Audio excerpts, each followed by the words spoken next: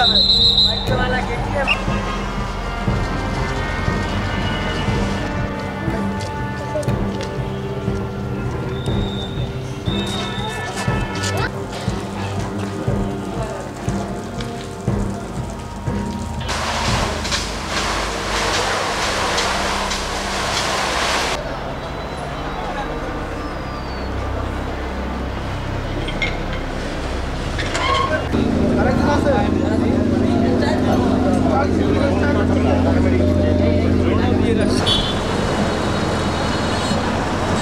কি জ্বালা দিছে আমাদের প্রায় 50টার মতো ফুন্ডার ওরা নিয়ে গেছে। আবার ওই যে রোডের মধ্যে দেখবেন আপনারা যে ফুন্ডারগুলো পুড়ছে প্রায় এখানে 6-7টা ফুন্ডার এখানে আছে।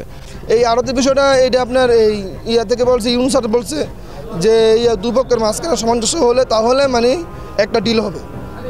এর আগ পর্যন্ত বাকি যে পেমেন্টটা আসবে ওটা মানে আপনার সম্পূর্ণ এই সরকারি কোষাগারে জমা হবে। কিন্তু তাই বলে তো মানে সংঘর্ষ আমরা মানে জড়াতে পারি না, তাই না?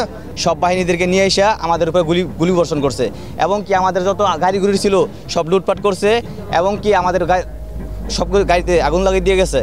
যে সময় মিছিল নিয়ে যাচ্ছিল আমরা পাশে ছিলাম, হেরা উপর থেকে ককলেট গুলি বিস্ফোরণ করে।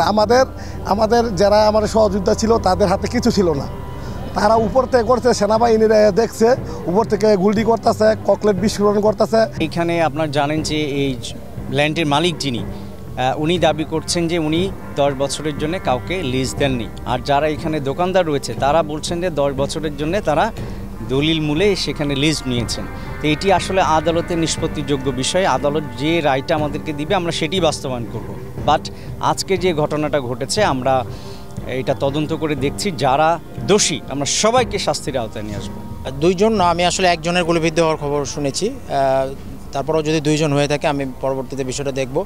আর এই যে অগ্নিসংযোগের যে বিষয়টা এটা অবশ্যই দুঃখজনক। বিশেষ করে আপনারা জানেন দেশে একটা বিশেষ অবস্থা চলছে, এই অবস্থায় এই সমস্ত বিষয় একেবারেই গ্রহণযোগ্য না। যেই করুক, যারা এই ঘটনায় জড়িত থাকুক, আমরা অবশ্যই তাদের বিরুদ্ধে আইনগত ব্যবস্থা গ্রহণ করব।